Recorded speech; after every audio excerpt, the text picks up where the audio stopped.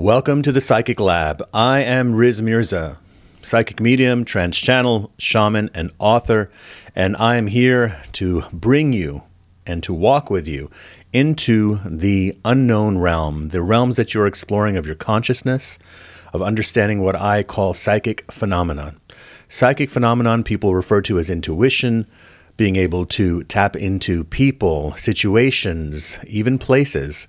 There are people who can remote view, who can extend their consciousness into physical locations from a different location and feel the environment of that room, even specific objects. How do people do that? There have been even CIA files that have been finally released to the public where the government themselves have been researching people with special abilities.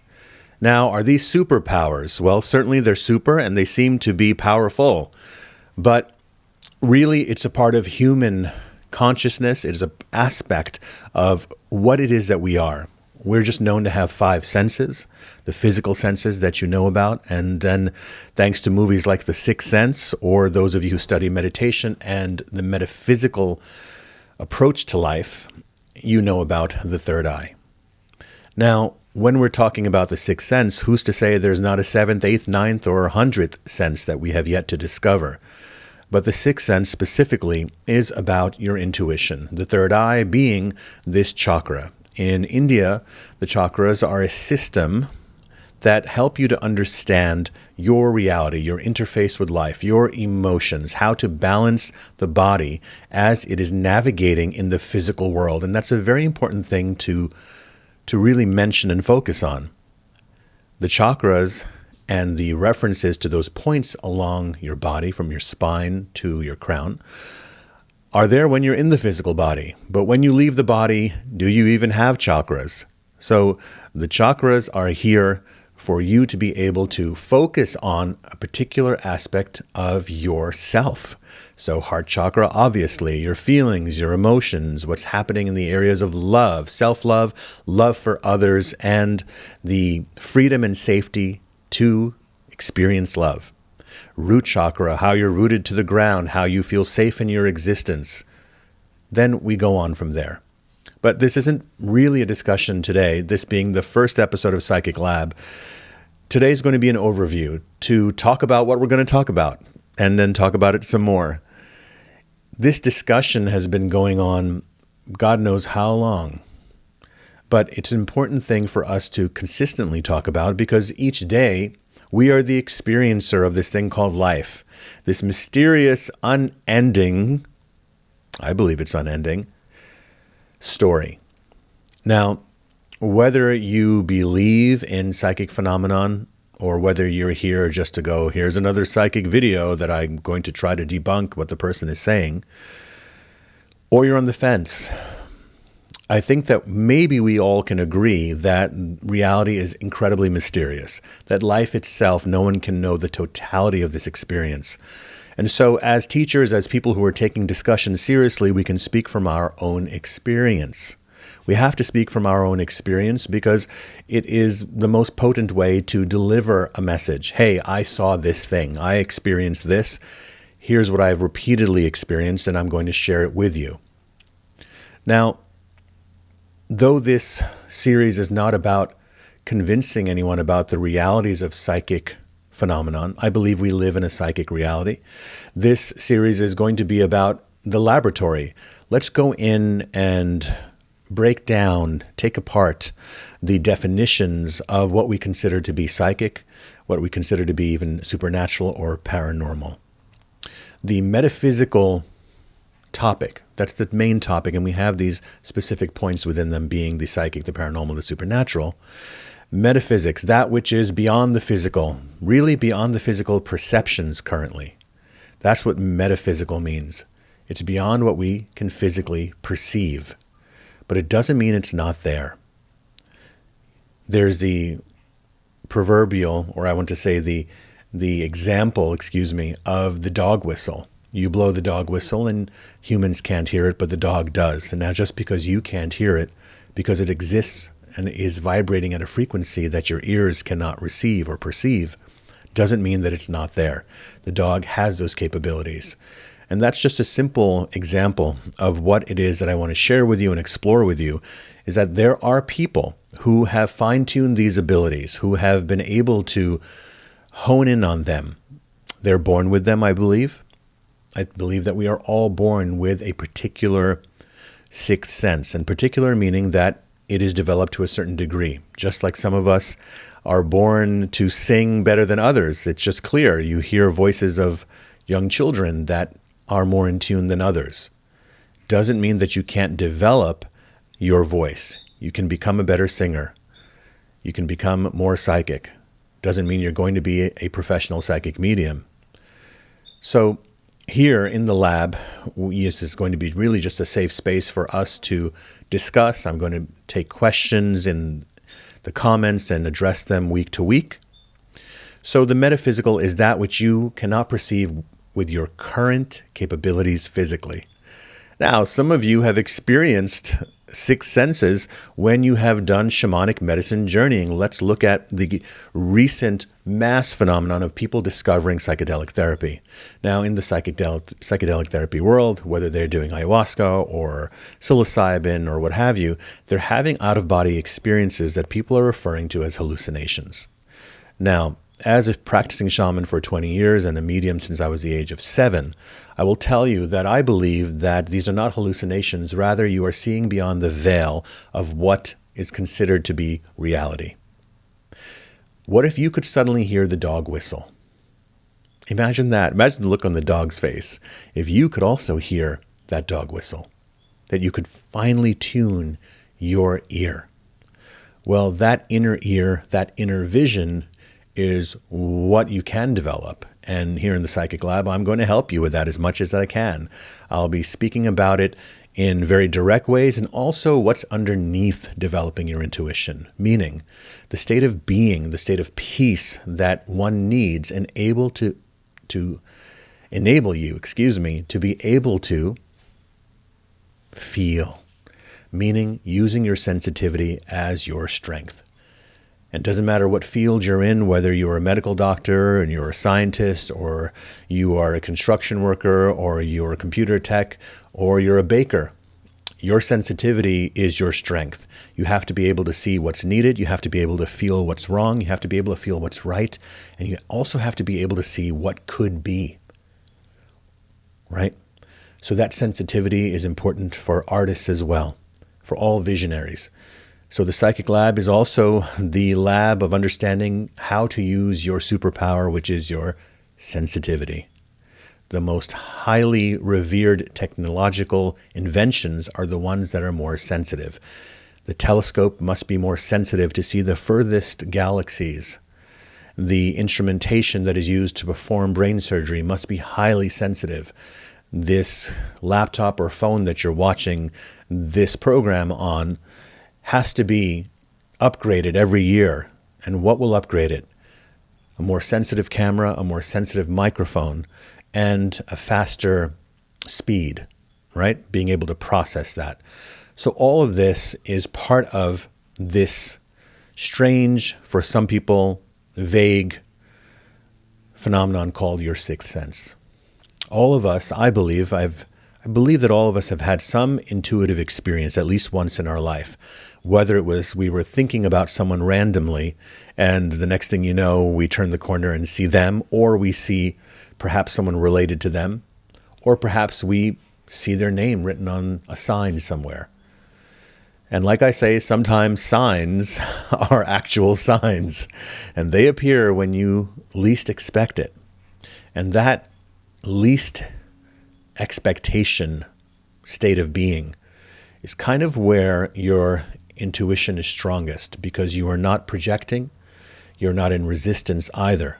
So you are open. So if you're not resisting, it means that you're open to stimuli, whether it's a visual, or it's a fragrance, or it is a sound, or is a so-called random thought that comes to your mind.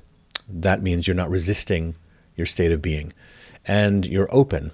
So those spaces, when you least expect it, you have these intuitive hits, is a place that seems to be kind of hit or miss. They just happen once in a while. But what if you were able to make that state of being more of a permanent part of your being? As a professional medium, and I've given thousands of readings, I've spoken all over the world. I have several books published. Please, if you are seeing me for the first time, take a look at some of those things on my channel. My experience has been that almost everyone has had an intuitive experience, and they kind of write it off that it is a coincidence, or, wow, wasn't that strange that that happened? Well, I don't think so. I think that you can actually develop that. Think about this. Do you remember, at least back in the day, when I was in high school, and you would be writing your homework, and it wasn't coming out right, so you crumple it up, and without looking, you would toss it behind you towards the corner, never expecting it to land in the bin, in the garbage pail in the corner. And you remember when it would? And you weren't even thinking about it. You would just toss it that way and would land.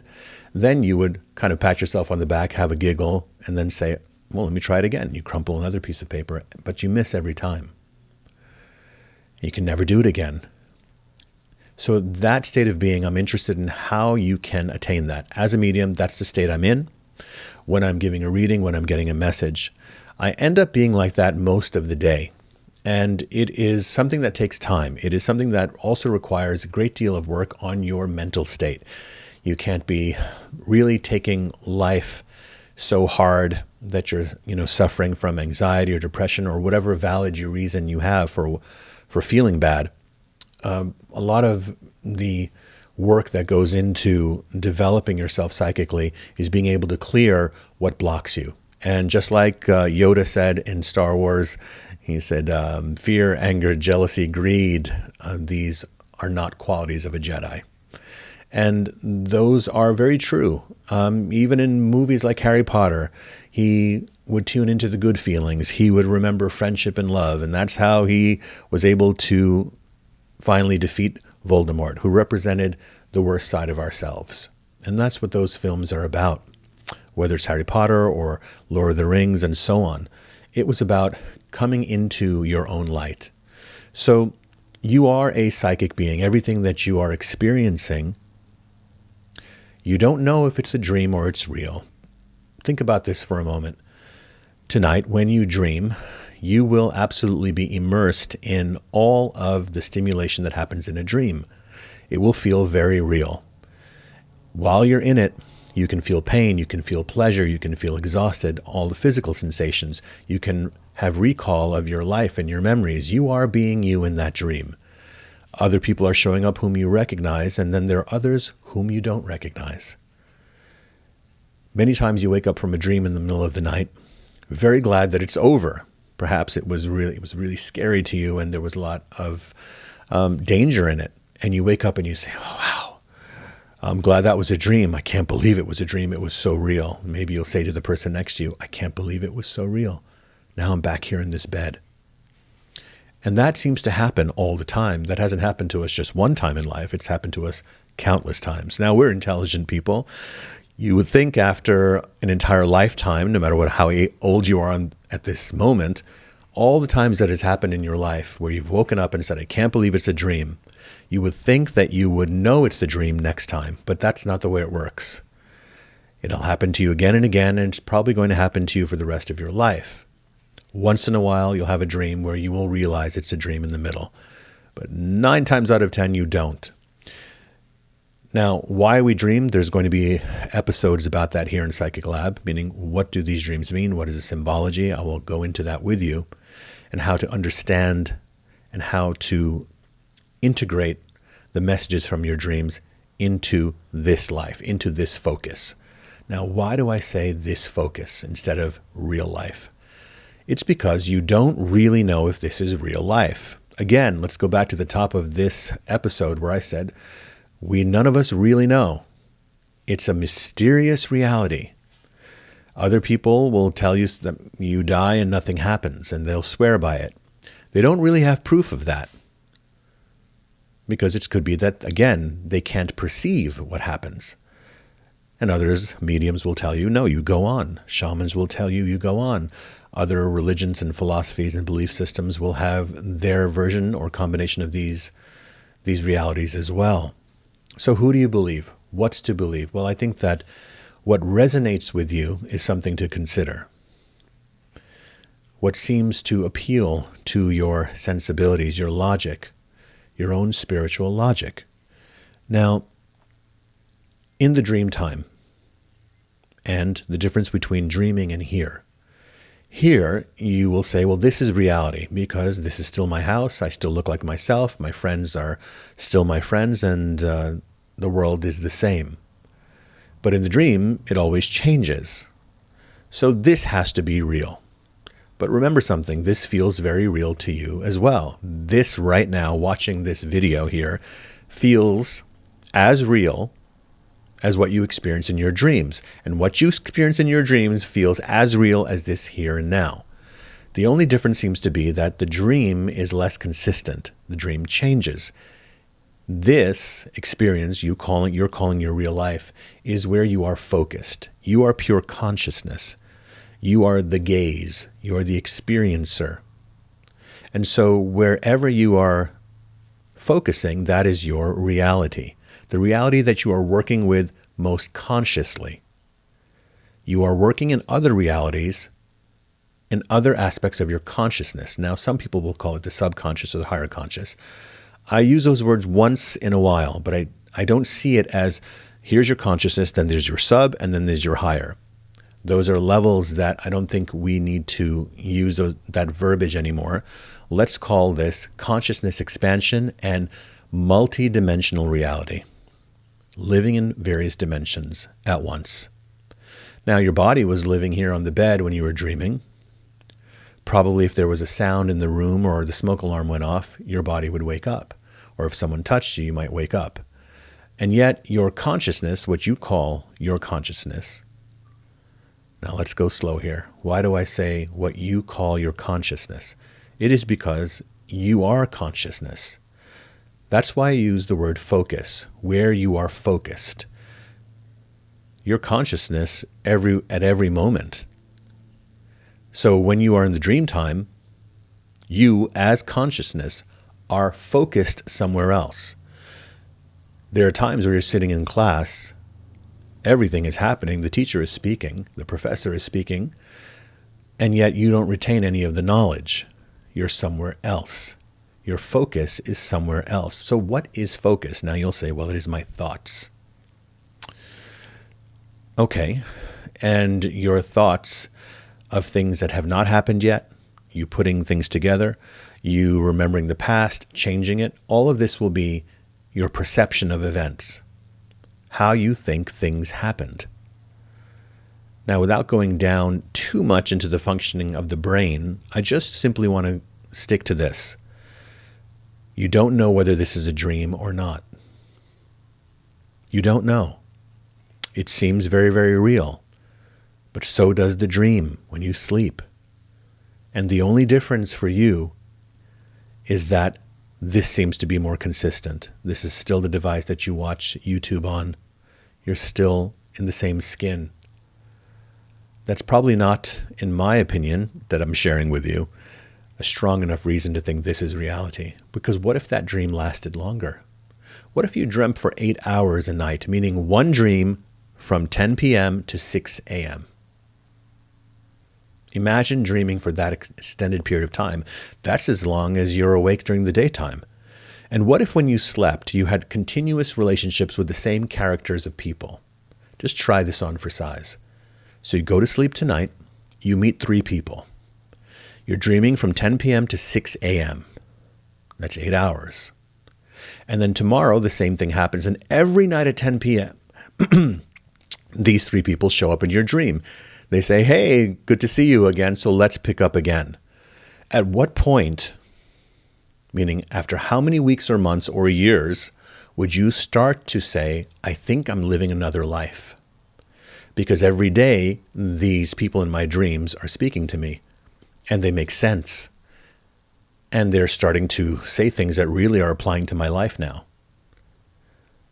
Because you've probably had at least one dream like that where you've gotten some kind of guidance in your life, or you woke up with a revelation or a decision that you can now implement. So play the game with me. So you dream of these 3 people every single night. a week, a month, a year, 2 years, 3 years, 5 years pass. You are having these conversations every single night for 8 hours. How many conversations with the same three people are you having in your waking life? You're not. It's interspersed with work and other people and periods where you're at the gym or you're doing other things. So would there ever be, logically speaking, don't you think at some point you might start to say, I think I'm living in two realities because I'm looking forward to these conversations tonight. Now, some might say, well, you're just dreaming. It's not real. Your mind is imagining it. How deep do you want to go? Well, we're going to go deep here in Psychic Lab. We are going to go down to the subatomic particle of these conversations. That's why I decided to do this, because these are the conversations that you guys have been asking me in the various podcasts I've been on, but I haven't had time or the forum to really address it with you on a consistent basis. So here we are. And so we're going to be diving into all of this. If you'd like to share what topics you'd like for me to cover and discuss with you, or you have any questions, anything in the metaphysical realm, please leave it in the comments below. And of course, as always, if you haven't subscribed yet, please do so. And we'll be back several times a week with this.